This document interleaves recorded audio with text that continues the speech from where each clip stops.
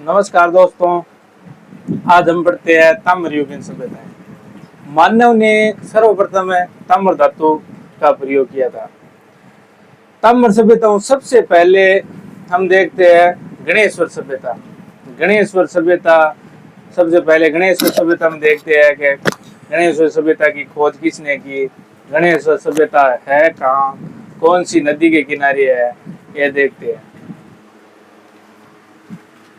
गणेश्वर सभ्यता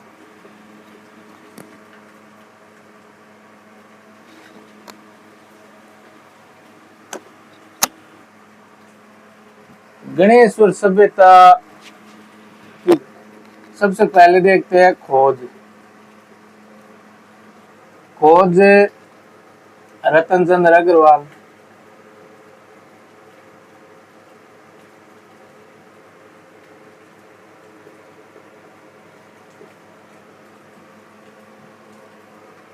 अब देखते हैं इसकी खुदाई किसने करवाई, उत्खनन किसने किया।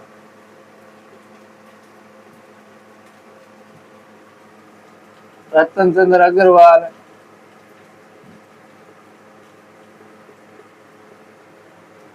और प्रोफेसर विजय कुमार।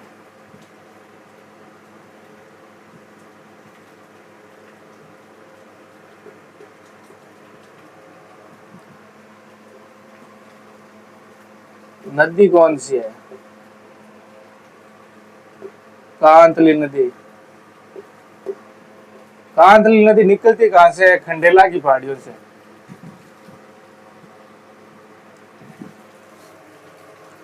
एक देखते हैं स्थान है नीम का थाना सिक्कर।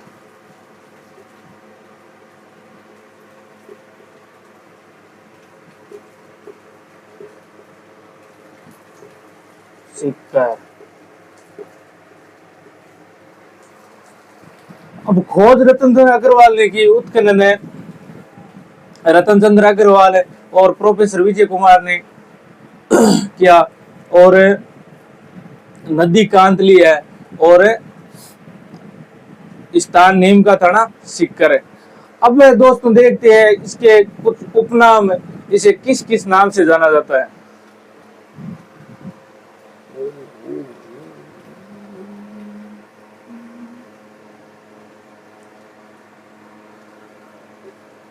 ताम्र युगीन सभ्यताओं की जननी। ताम्र युगीन सभ्यताओं की जननी क्यों कहा जाता है? ताम्र युगीन सभ्यताओं की जननी इसलिए कहा जाता है क्योंकि एक तो ताम्र सभ्यताओं सबसे प्राचीन है, 2800 ईसा पूर्व के यहाँ अवशेष मिले। सर्वाधिक तांबा यही मिला था। एक देखते हैं हमें पुरातत्व का पुष्कर कहा जाता है।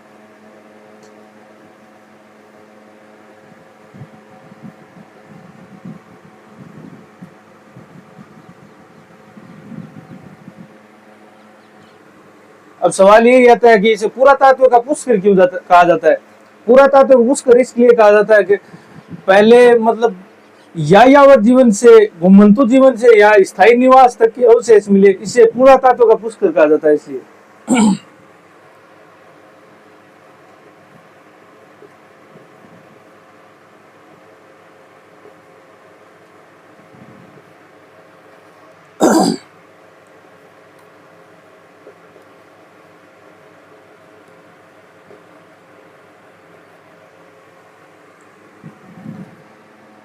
एक इसे गणेश्वर जोधपुर संस्कृति भी कहा जाता है।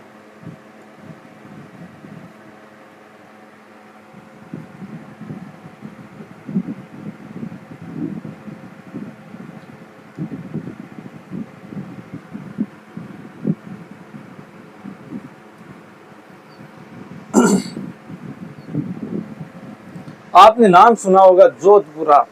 जोधपुर है सभ्यता है, कोटपुतली बहरोड में है, ठीक है।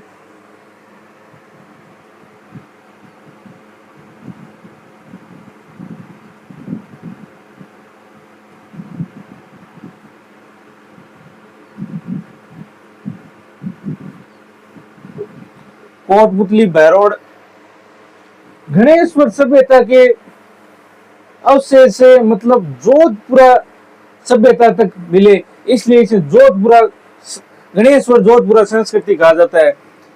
जोधपुरा स्थल है, साबी नदी किनारे है।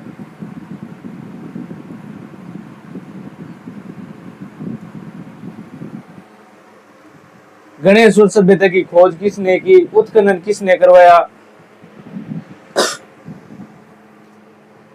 गणेश्वर सभ्यता की खोज किसने की, उत्खनन किसने करवाया, कौन सी नदी के किनारे है, स्थान कौन सा है, ताम्रयुगीन सभ्यताओं की जननी क्यों कहा जाता है, पुरातत्व पुष्कर क्यों कहा जाता है, गणेश्वर जोधपुरा संस्कृति क्यों कहा जाता है, ऐसा मतलब हमें परीक्षा में प्रश्न देखने को मिलता है, इसलिए यह पढ़ना जरूरी है।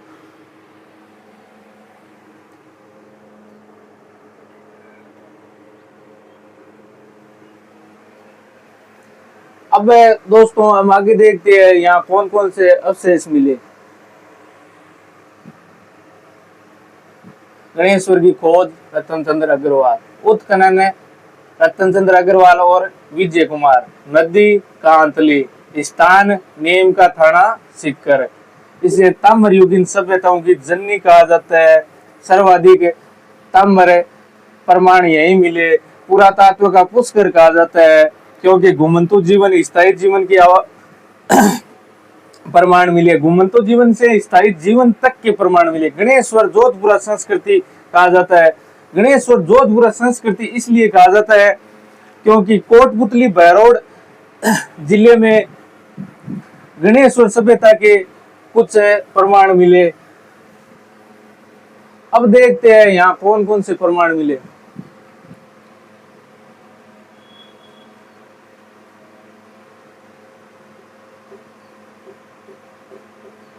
सबसे पहले देखते हैं प्रमाण उपकरण, मछली पकड़ने का कांटा मिला।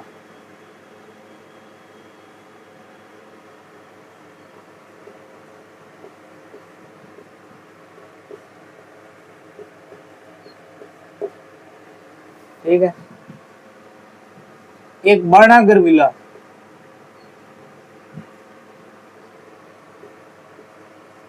तीर के आगे का नुकीले भाग को बाणागर कहा जाता है।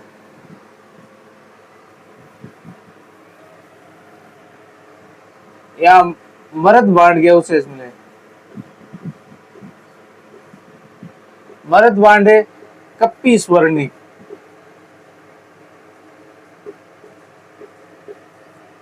इसे कप्पी स्वर्णी भी कहा जाता है। गेरिक, मटमेला,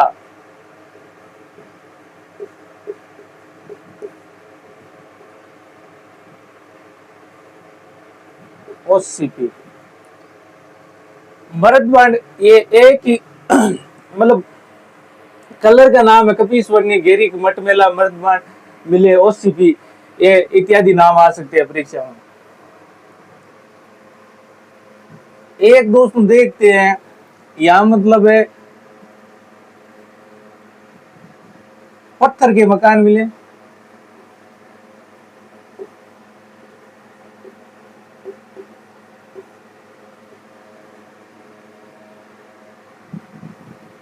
पत्थर का बांध मिला।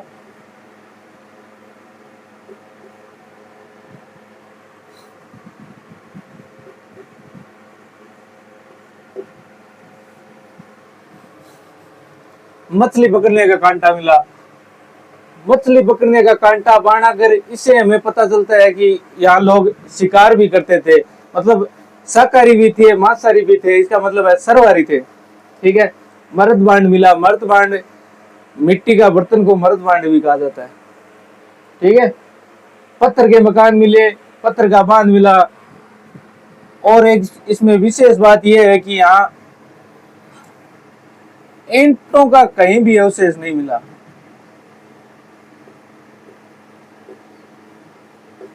ईंटों का प्रमाण नहीं मिला। परीक्षा में प्रश्न आता है कि ईंटों का प्रमाण कहां नहीं मिला गणेश्वर सभ्यता, इसे छाप लो पहले।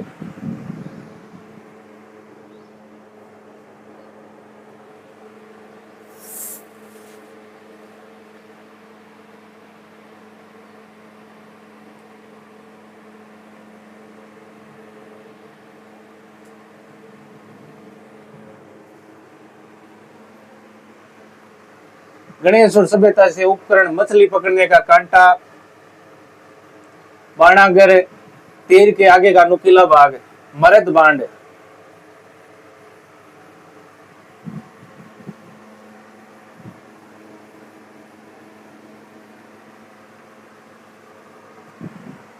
ठीक है दोस्तों, अब हम आगे देखते हैं और प्रमाण क्या क्या मिले।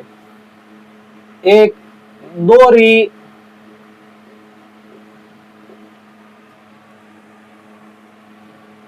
पेचदार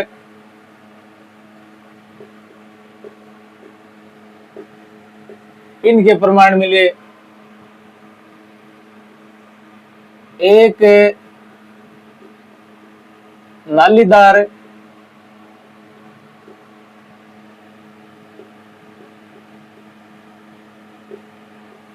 प्याले के प्रमाण मिले।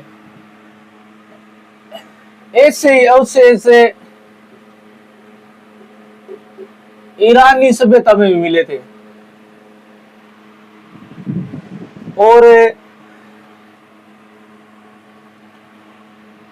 एक छल्लीदार पात्र मिला, जल पात्र।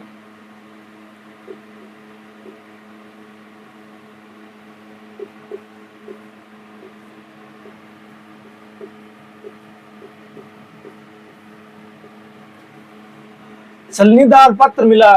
इसमें विशेष क्या है? विशेष ये है कि भारत में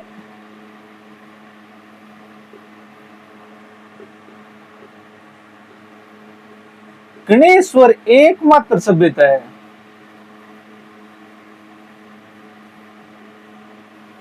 जहां छलनीदार जलपात्र के अवशेष मिले। ठीक है दोस्तों, अब हमने गणेश्वर सभ्यता के बारे में पूरी जानकारी ली है। आगे हम कालीबंगा सभ्यता पढ़ेंगे, आहड़ सभ्यता पढ़ेंगे। ठीक है दोस्तों, धन्यवाद, थैंक यू।